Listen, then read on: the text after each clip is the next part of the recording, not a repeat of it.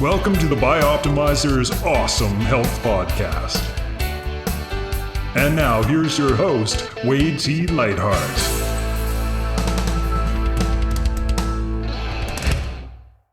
What is Awesome Health? It's actually an acronym that stands for air, water, exercise, sunshine, optimizers, mental beliefs and attitudes, and education.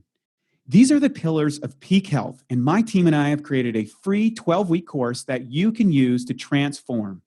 Each day, you'll get a written and video lesson delivered to your inbox. Everything is covered from the foundations of digestion to advanced alternative therapies few people know about. And again, it's 100% free. Just go to bioptimizers.com. That's bioptimizers.com. Good morning, good afternoon, and good evening. It's Wade T. Lightheart with the Awesome Health Podcast. And of course, I'm representing Bioptimizers, and I am back after vacation. I was traveling across the great country of Canada and got to see on the West Coast with all my friends, East Coast with all my family, and I'm back in pseudo-sunny California. We've had a bad year for weather out here, but hey, we're into a topic that's really important and something that I've been fascinated for we're going on my third decade in that, and that is breathing, and particularly how breathing exercises can reduce your stress as well as improve lung capacity.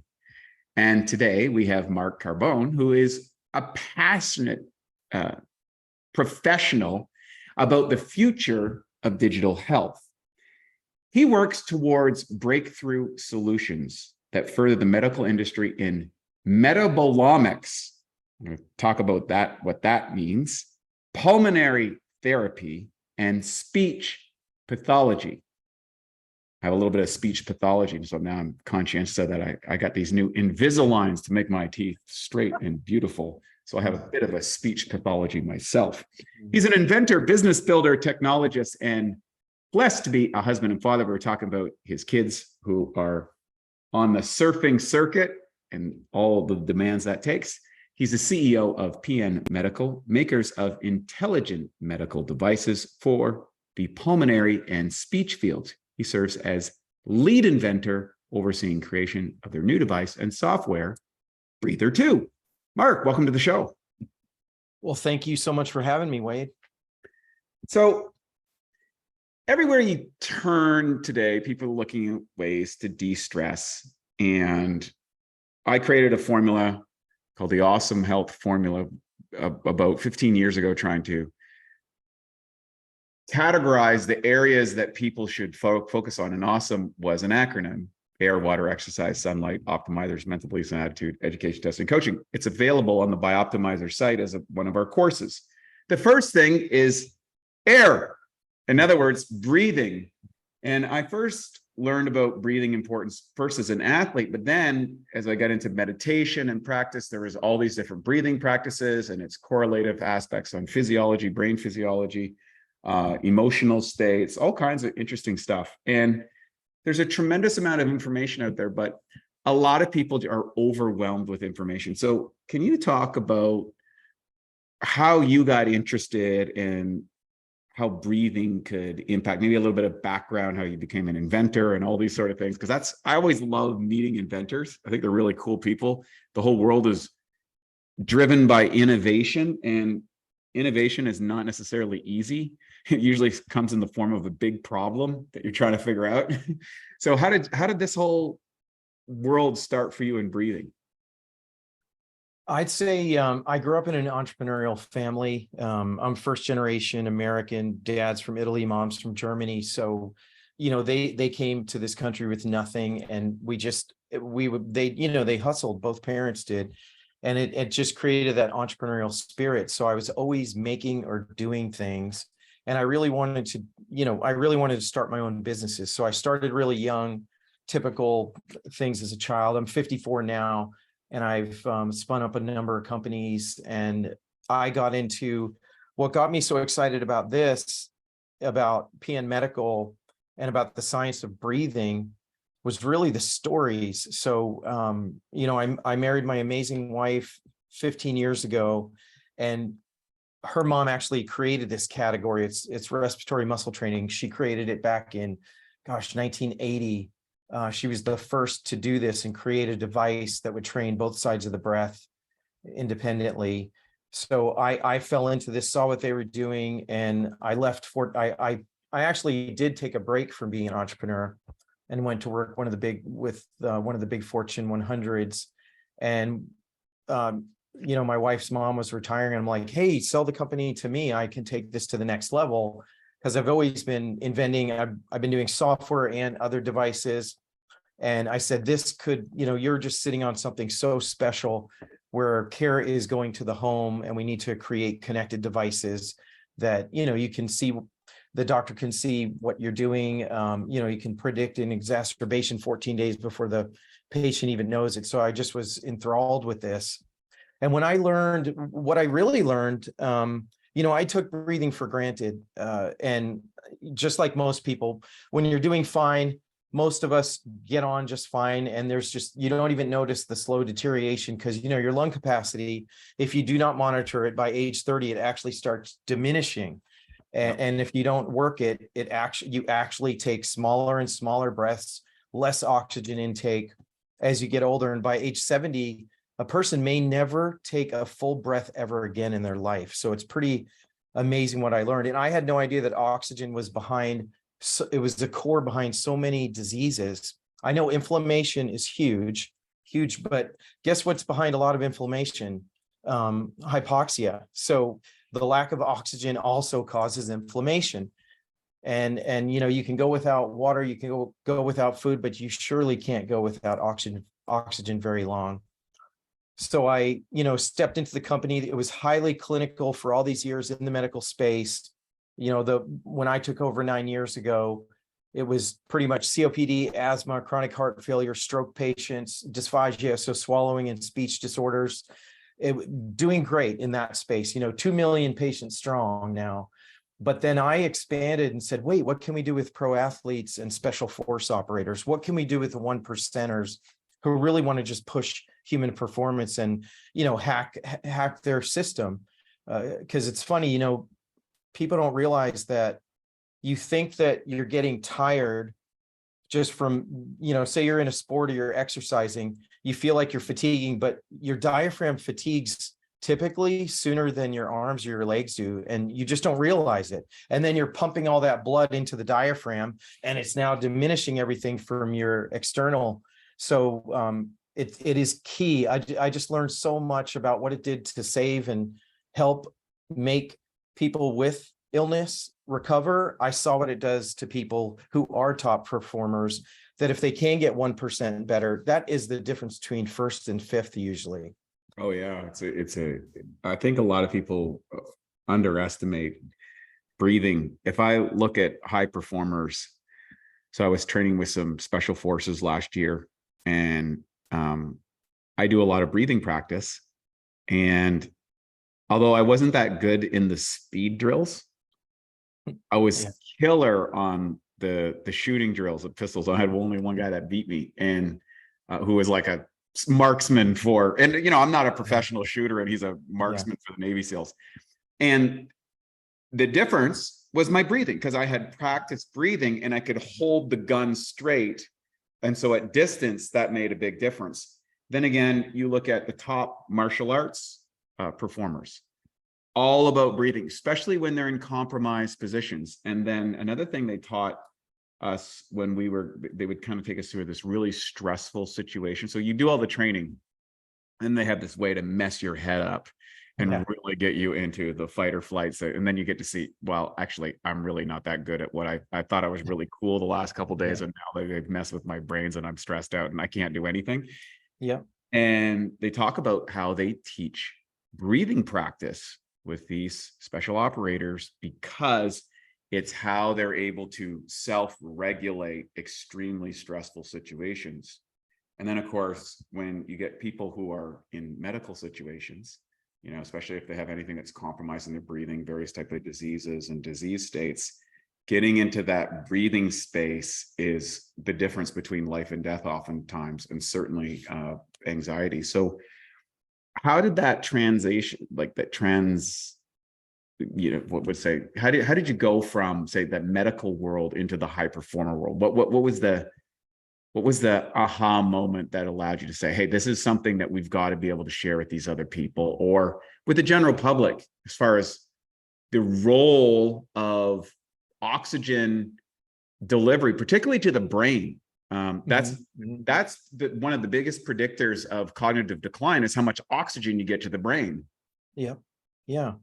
Well, it was interesting. I'm not going to say that I just came up with all these things. What really happened is that about 6 years ago, because we've been doing this for over 4 decades. So we've got credibility with a lot of clinical studies, a lot of history of seeing all kinds of different population types. So we got approached actually by the special forces. So the Rangers approached us saying that there's a couple things they noticed. It's really strange. The acceptance rate to Ranger school and to become a SEAL has been going down, even just regular forces. And part of that is, guess what's been happening over the last, it's now almost a decade. It's just this constant leaning in and having no diaphragm. So these 18 and 19 and 20-year-olds have lost their diaphragm just because of technology, is they're always crunched over on their phone or whatever they're doing, and they're not activating their core. So they came to us saying, hey, we've hacked the heart. We feel like we've got a lot going on with the heart, but we feel there's something bigger, because you can actually affect the autonomic nervous system, sympathetic and parasympathetic, faster through breath than you can through anything else. It's the fastest way to jump in and hijack your body.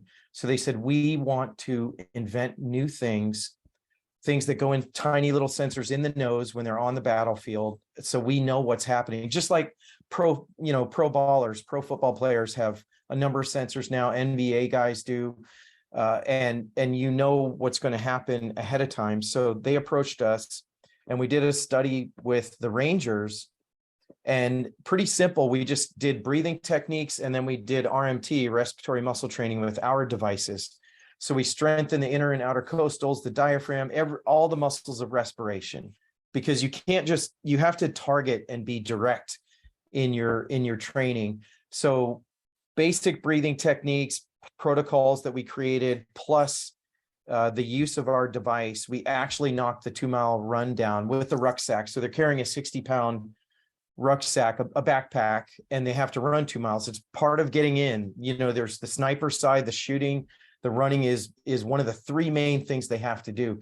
We knocked that down by 39 seconds, and all they did was train with our device 5 minutes in the morning, 5 minutes at night, for 4 weeks. That was it. And that was, we did the baseline and then the end cap, and those were the results. So that's what started me into. We started at special forces, and then we went to pro athletes, Olympians, met with some pro teams, and we've been helping a few of the pro teams and then individuals as well.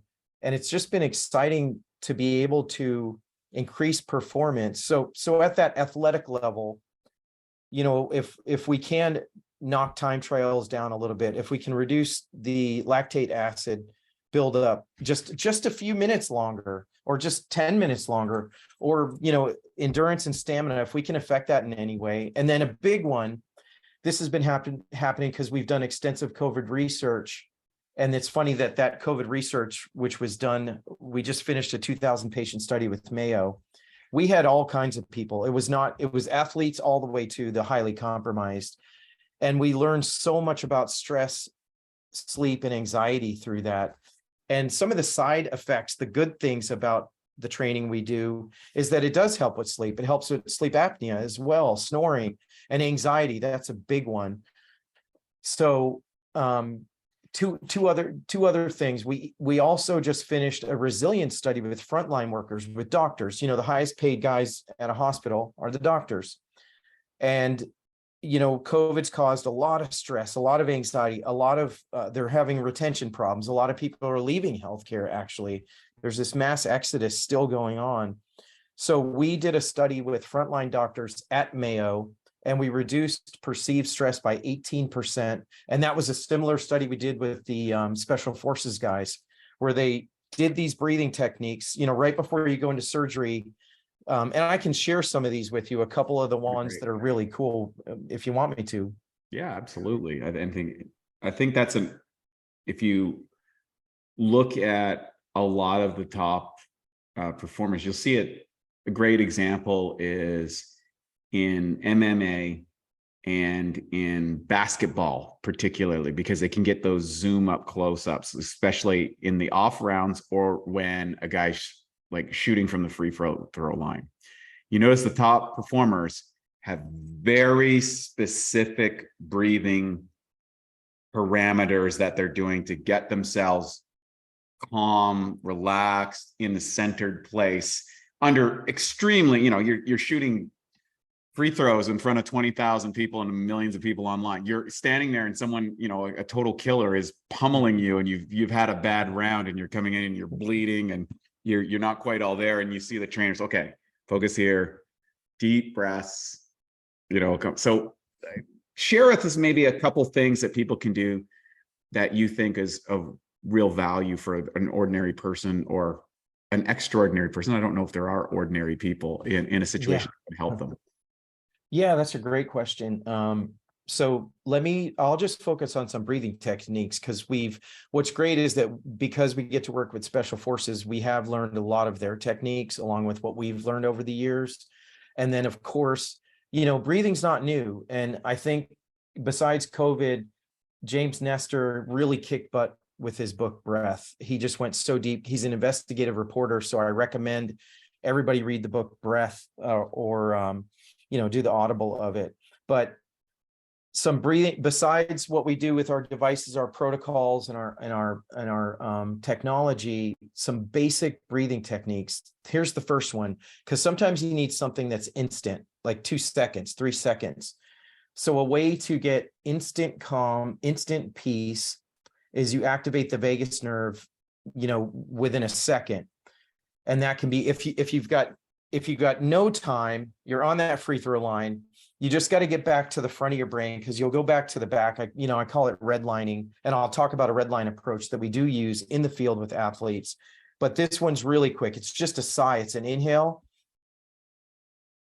And you got to make the noise. You've got to vibrate that vagus nerve. It's the longest nerve we have, and the vibration in your voice has to happen. And what I was alluding to is that, the yogis have been doing this for a couple thousand years. So people that are in yoga actually know a lot of these techniques, and they're activating their core. So they're not falling susceptible to what many, many millions, hundreds of millions of people suffer from, is that they don't activate the core. They don't activate the diaphragm. So that's one. It's that instant sigh. This is a good one. This is when you're redlining. This is when you truly have gone to the back of your brain. I'll just make a surfing reference. You can do this in multiple sports, but in surfing, you're out, you're in a heat, you're with usually 2 or 3 other guys, and you're sitting there for 15, 20, 30, or 45 minutes, depending on how long the heat is. And you could be sitting there, you have not caught a wave. It's been 6 minutes, 2 other guys caught waves. Your brain is playing so many tricks on you. I'm no good. I'm not going to win. I'm losing. I lost. And you watch them implode on the water. In other sports, this happens too, but it's direct. You can see them. So this is a really cool technique. What you do is you look to the horizon, and then you try to do full peripheral. You're looking straight ahead, and you're just trying to see 180 degrees. While you do that, you do one thankful thought, and then you do 2 breaths, 2 4 6 2s. So you're in for 4, out for 6 through the nose, and then you hold for 2. So you're looking at the horizon. You're thinking one thing you're thankful for to take you out of the moment, and then you do 2 4 6 2s. You can't do this in all sports. You can do this while you're taking a break. In surfing, it worked. I watch how they come back, and this takes about 20 seconds. So when you're in red line, that means you're done. You're losing. You tell yourself you're losing, and it resets you, and you get that foundation back. Here's some for our online folks. You're in a virtual meeting or something, and something triggers you, your boss gives you some criticism, there's something going sideways, or you're kind of exposed, or you don't know what you're caught, in an anxious situation, and you go into that kind of panic, fight or flight. Oh, I'm busted here. Or I'm really nervous, or I'm feeling anxiety because I don't know what I'm talking about, or I got exposed, or I've been wrongly accused of something, and I'm not able to respond properly. How about that one? Oh yeah, and I can translate that to I'm about to have a hard conversation with my wife, or my kids are repeatedly doing the same thing again and again wrong. So instead of the blow up, or instead of regretting what you're going to say, this is one of those things where it has to be instant. So I'm going to go back to that first one. It's an instant sigh. You just go, and if you can't make the noise, you can't do that. It's just 2 deep breaths, 2 5-5s through the nose. It's just,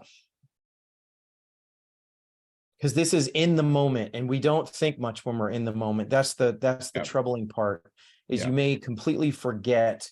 But if you can just do these one breath, do it in one breath. It's just an instant sigh, or just one full deep breath. It does do a reset. It does cause you to go parasympathetic, because you're stuck. You go way sympathetic, and you're done, because you're fight, flight, or freeze when you're sympathetic. So it quickly notches you down to parasympathetic state, which is a very big positive. Got it. Okay, great. So let's talk about, maybe there was a couple things on here that I wanted to get. What is metabolomics? So, or metabolomics, I guess, depending on how you want to pronounce that. So, we backed away from it. We were deep into researching it a couple years ago, and we're trying to add it to some of our connected devices. We're trying to add these markers. They're biomarkers. You've got so many biomarkers in your breath. One that a lot of companies have done really well with is, for alcohol, to test for alcohol in the breath. So that's ketones is another one I think they're testing for, right? Yeah. So there are a lot of companies trying to solve for this. It's still not affordable, and there's still too many false positives, but it's close. It's really close. And you're just studying the biomarkers in the breath. And a lot of those biomarkers can tell things that are just, it's phenomenal where it's going. But we pulled back a little bit, because we are at the cutting edge of some things, but some things just don't work yet. And there'll be such a backlash. And it's extremely expensive. So it is the future. I mean, tracking your biomarkers is tremendous. What we're trying to do is we're tracking core temperature. So we love the Oura Ring. We've done studies with the Oura Ring. The Garmin's really good. Apple's good. A couple others have some strong capabilities. And then we've got sensors in our connected devices that we're launching hopefully early next year. But we're really focusing a lot on the core temperature. We're actually focusing on sound, on what comes out and how the pitch and tone comes out. And of course, all the markers that we get through tracking your respiration, all the markers of tracking your breath, how deep, how strong, your MIP and your MEPs. So the short answer to that is that science is part of the future. It's getting here. It's close. Some companies claim they're there, and a couple are really close to making it affordable. So it is the future. So let's talk about maybe devices and that you're using particularly to help train people, because I think so many people today need a point of reference, or they need, I call it a device helps anchor a process oftentimes. And then there, obviously, if you've got a device, there might be some tracking data that gives you an outside reference to where you are. So can you talk about some of the devices that you're working on right now, or that you're using to help improve people's lung capacity and breathing? Sure. Well, we have a family of products. It launched in the medical space. So we've got the breather that's been with us for all these years. And then when we talk about human performance, we've got Breather Fit. That's the one we created with all the work we do with special forces and the pro athletes. That works for anyone who's a runner, triathlete, weekend warrior, CrossFitters, that's the device that is working. It's non-connected, simple device. It comes with an app, but you self-report to the app. And it's, you want me to Yeah, show demo it. If you get Sure, it, yeah. that'd be great. Yeah, this one is the Breather Fit. Yep. So what it is, it's got 2 dials, inhale and exhale. They work independently, and you set the pressures. You always start at 1 and 1. Mhm. And what it does, it is isolating the diaphragm, and primarily the diaphragm and all the accessory muscles around the diaphragm. And you're just doing typically 2 to 3 sets in the morning, 10 reps, 10 to 15 reps. That takes about 5-10 minutes. Same thing at night. So I'll just do a demo, a couple breaths. Sure. Yeah, so for those who are listening, he's got the device in his mouth and he's actually breathing. You can see that he's actually has to force the air out on some of the areas and then inhale. Maybe discuss that. And now for a Bioptimizers fixed digestion tip: supercharge your protein shake. Everyone knows protein shakes are a great way to sneak in extra protein, build more muscle, even replace meals and burn more fat. The problem is the highest quality protein typically absorbs at around 40%. One way to fix this and dramatically increase how quickly and effective your protein shake digests is to add 2 to 3 capsules of Masszymes into your shake. One research study showed that pre-digested protein during a meal increased muscle growth significantly. To take advantage of this, just blend the open capsules into your shake, and within 15 minutes or less, the enzymes will have begun to break down the protein into amino acids. This can make your shakes at least 2 to 3 times more potent. Some people do this and sip on their shake while lifting to provide their muscles with a steady stream of amino acids during their workout. To save 10% on Masszymes, use the code SHAKE10, that's SHAKE10, at Masszymes.com. That's SHAKE10 at Masszymes.com. Yeah, so what you're doing is you're putting your hand on the belly. If you're not familiar with how you used to breathe as a baby, we all used to be belly breathers. Mhm. We're breathing from our diaphragm. As you get older, you start breathing higher and higher up into your chest. So you got to pay attention to belly breathe to activate the diaphragm. On the front and the back, the diaphragm goes all the way across. Yep. So you first have to make sure that's how you're breathing when you're using the device. And you're not puffing your cheeks. You're trying to stay within a good, you don't want to over stress or overdo it. And you're just breathing through it. And what that is, it's targeting all those muscles of respiration. And the first time you use it, you do feel something. It's going to make you a little lightheaded because you're moving all that oxygen and CO2 in a more efficient and a strong way. And then eventually, after a number of days, you actually see the results. You see your endurance improve, stamina improve. And again, the side effects are sleep improvement, lower blood pressure. That's a big one for us, is we really affect blood pressure and anxiety and sleeplessness. So the breathing apparatus is actually improving the muscles of the diaphragm for breathing. Is it correct? Correct. So, and here's the thing, and more people know this: nasal breathing is paramount. You need to breathe through your nose. But as you're breathing through the nose, you're still using every single muscle of respiration. You're using the diaphragm. Right. What our device does, it trains all those muscles of respiration while you're using it. And it's also teaching you. And the other thing you said, it's funny you say that. It is used as an anchor because when you grab it, it's tactile, and you feel it, and you're like, okay, your brain says, okay, I'm going into breath training right now. And it really works because, again, before this, it was breathing techniques, pursed lip breathing, all these things you could do. But if you don't have a tangible tool that you can hold and feel, it doesn't have that extra effect. This gives that extra effect. And what's funny is we're in the middle of, we're about to start a smoke cessation study with Mayo Clinic. And we just started a weight loss study with obese, because guess what? They're not moving. There's no daily activity. And when you're not moving, it is one of the worst things you can do to yourself. But for the smoke cessation, what it is, when you put that in your mouth, it's taking the place of that cigarette. And what we already know is that if you can alter that trigger, that impulse, the compulsion to go pick up that cigarette. What we've already learned before we started the study, we tested this, is if we can get them to use the breather for 52 seconds, it stops that, the brain stops that wanting for that cigarette. And you may have to pick it up 60 times in a day, but it stops you from the addiction. It stops you from getting that.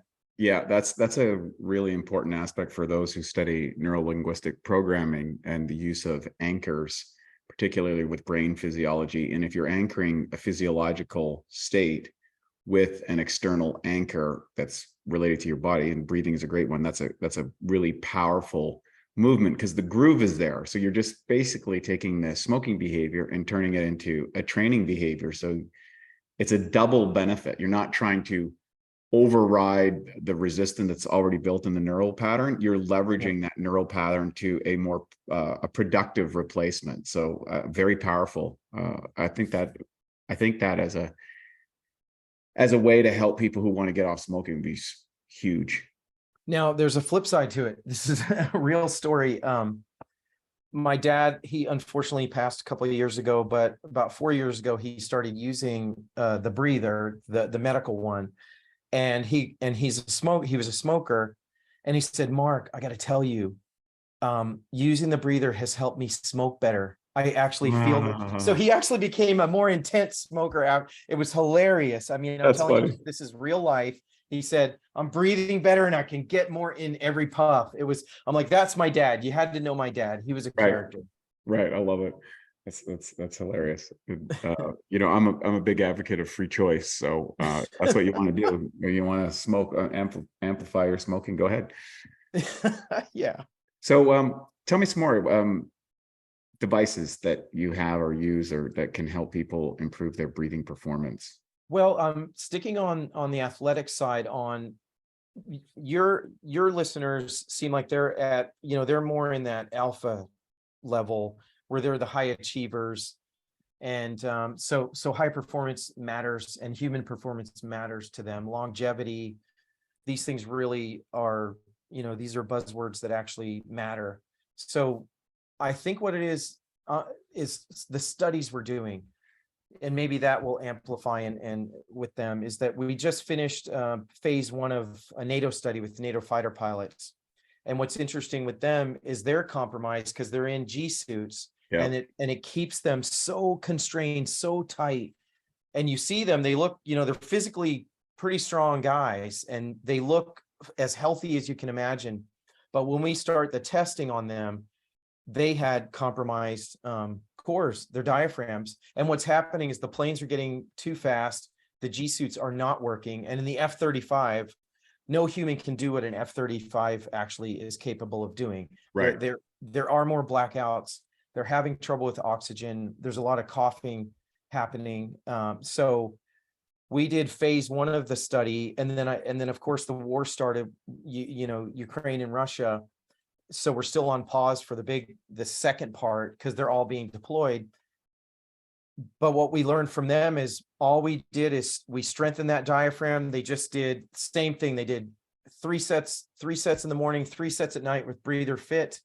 They did some sleep protocols. So we had them doing breathing protocols to get to sleep faster and sleep better. So we increased their HRV, we increased the lung capacity, we increased the strength of the diaphragm, and it actually affected their blackouts. Huge. Because, when they black out, that's a $250 million F-35 that's going to crash. And, they've been equipping the 22s, the 15s, and the F-16s have been highly equipped now. And they've changed the way oxygen actually comes into their mask. So a lot of life-threatening issues that we're addressing. So the fact we do that at that level, and then again, the resilience study with the frontline doctors, it's key. And, some of your past guests, like your last guest, talking about what's happened over the last few years, that COVID has affected everyone. It's almost like the CDC came out with a stat recently that the world is 20% or 24% more anxious than we were 3 years ago. So anxiety really matters. And that's one of my personal passions. My 3 things that I try for some of our studies to do I'm the CEO, so I can alter some of these things, is that I'm focused on low energy, anxiety, and sleeplessness. Those are things I struggle with. I've had COVID 4 times, so I do have long COVID. So I'm always challenged by my cognition, brain fog, and the effects that I've had from it. So by strengthening your core, all the muscles of respiration, it affects all those things. It does affect cognition in a big way. I'm curious about the sleeping side of things, breathing for sleep. Can you kind of expand on what a person can do to, like, on the sleep side for breathing practice? Sure. What we did is we've done a couple studies with the Oura Ring, and so we can track the nighttime. We're trying to track night respiration and HRV. And HRV, you really have to track the trend. You don't just get it one time. You have to track multiple days, multiple weeks, and multiple times during the day. And the Oura Ring is doing a good job at that. So what we found is that the effects of and first, let me say this is what we learned. Let me take a step back. We just applied for 2 patents because of the COVID research. We started from day one. We did a mask study as soon as it became mandatory. Then we started with COVID studies, and then long COVID. What we learned with all these patients, and what's happened to all of us, the mask wearing has done this to us, where our autonomic nervous system is not restoring. So what the breather does, and Breather Fit and the other devices, is they're helping getting you back to that restorative state, the parasympathetic state, and it's calming you down, and it's how it helps with sleep. And what we're seeing with sleep is because your breathing patterns are improving and you're changing the habit. What I was going to allude to is what we learned with super high athletes all the way down to the highly compromised COPD patient or stroke patient, is that we have to reset the breathing pattern. And another thing that people don't realize, what was eye-opening for me, more than 80% of all humans on Earth have some form of dysfunctional breathing pattern. You don't notice it. Check email. When you're doing email, watch how your breath starts getting more shallow. Just pay attention to that next time. If anybody's doing email while they're listening to this, you may be shallow breathing and you don't even notice that you're doing it. So you're putting yourself in a not a good state. So how it affects sleep and how it affects everything throughout the day is that it's just getting you to reset that habit. So one of the patents we are going for is resetting that breathing pattern. You have to reset your autonomic nervous system.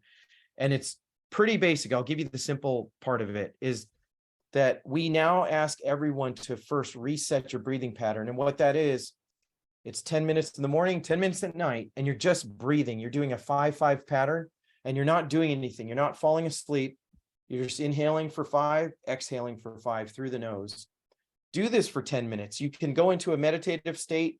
You can, if you're like me, believe in God, you can have a Bible verse and you're just meditating on the Bible verse, and you're just being at peace, just breathing for 10 minutes. You do this for about 5 to 15 days. That's usually how long it takes to do this reset, to get you back into a proper breathing pattern.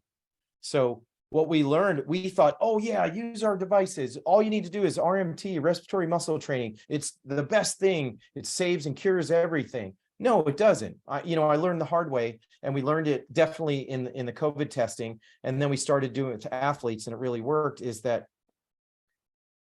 everybody can do a squat, right? But to do it correctly is actually, it takes work to learn how to do correct squats. Yeah. Breathing's the same thing. We take, more than 20,000 breaths a day. Well, if you keep on doing it wrong, you're going to, and now you do our training, you're going to keep on, you could breathe improperly and keep on breathing improperly. So this reset matters. And the reset actually also affects your sleep, because you do that pattern, that 5-5 pattern at night before bed. And it is a just natural calming effect. How often do people get dysregulated in their breathing throughout the day on an average? Do you have any whether it's hard data or soft data, what would you say would inference the typical person is getting disrupted breathing? Well, it's three things. It's habits that have formed, and it's outside environment, and then it's what you're thinking. So if you're in the past or in the future, stress comes in, because you can't do anything about the past, and you don't know how to change the future. But it's improper breathing habits is the big one. The outside environment, and then what you're thinking. So the stimuluses that hit you. So how often that happens to each person, I don't know. The more that's on your plate for the high achievers, the more you might be going into irregular breathing patterns. And another thing, again, with special forces guys, they usually are not amazing human specimens. They have so many problems. There's so many issues going on, past injuries, other things. They're just such hard workers, and they're the David Goggins type. They just don't give up. So they push through until death, actually. And their death rate actually it's not too good. They die a lot sooner than other people do. Yeah. We're just pushing through. So it happens a lot throughout the day. And the one I just said, just do this tomorrow or today. Watch the way you're doing your email and study your breathing, how shallow you're breathing, or how irregular you're breathing while you're just checking email. So with your company, what would you say is your overarching mission that you would like to achieve in around breathing and devices and all this sort of stuff? What's the whole goal? Well, we've reached a few million so far. Of course, we want to reach many, many millions more. But the goal is, it started in the medical side, and it's the promise I made when I took over the company 9 years ago, is that I would honor the patient and I honor the clinician, because we were 100% clinically based. We were not in the consumer world or the athletic world. And what that is, we at the core, we just want to help people breathe better. And a big thing I'm writing a book about this.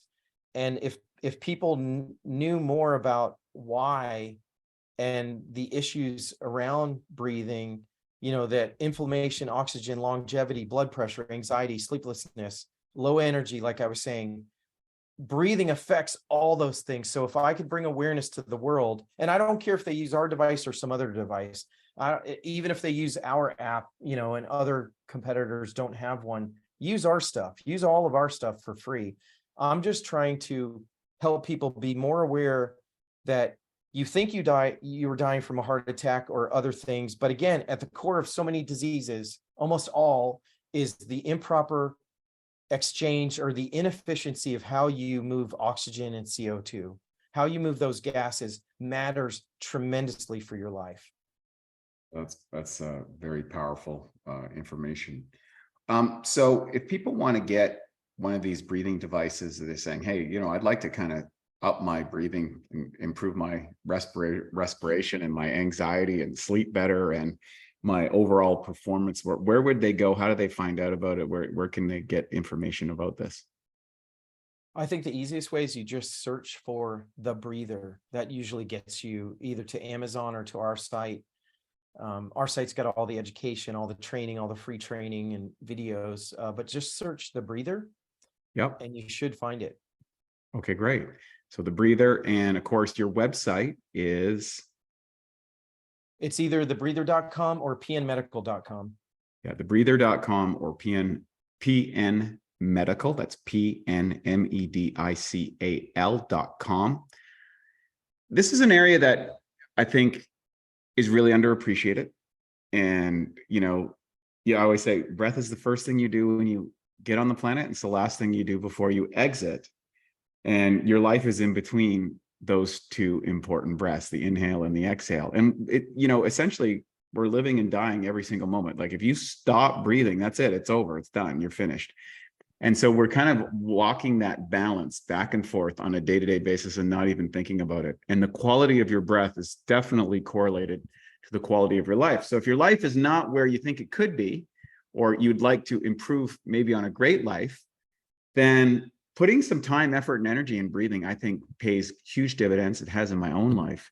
And I love the fact that you're creating a device and a tool that you can, use, you can improve, you can train, and you can track and actually see your performance. And when you see those performance metrics move, it's like, oh, wow, it correlates with quality of life. And at the end of the day, I'm a quality of life performance. I think metrics are cool, but the quality of life is what you really want to experience. And I have not met anyone ever who's engaged in breathing practice that hasn't improved the quality of their life. It's across the board. I've never seen anyone say, yeah, I just stopped breathing and, it just ruined my life. I've never seen that ever. So give it a shot. Check out your website. Any final words that you'd like to share with our listeners before we go? I've just enjoyed being on your show, and much success. Thank you so much. It's great being here. All right, friends, that's another edition of the Awesome Health Podcast. I'm Wade Lightheart from Bioptimizers with another edition of the Awesome Health Show. Thank you for joining. If you like this, share it with someone that you care about. If you know someone who is struggling with breathing, particularly in medical situations and stuff, check out The Breather. It can be very helpful. Give some people some opportunities to transform their life and their quality and reduce their anxiety and stress levels, especially in a compromised position. We love you. We'd love to hear from you. If you have any questions, please reach out to us. We're happy to take all of your questions, comments, and of course, if you can, share it. We'll see you again on the next episode. Take care. At Bioptimizers, our mission is to fix digestion. And a cornerstone of digestion is gut flora. P3OM is our patented probiotic formula. In fact, we call it the Navy SEALs of probiotics. You see, strong proteolytic or protein digesting activity is paramount to having a healthy gut flora. And of course, P3OM provides that. The good news is, unlike weaker probiotics, P3OM survives the digestion process. What it does is it basically multiplies the good guys while protecting you against pathogens, or what some people call the bad guys.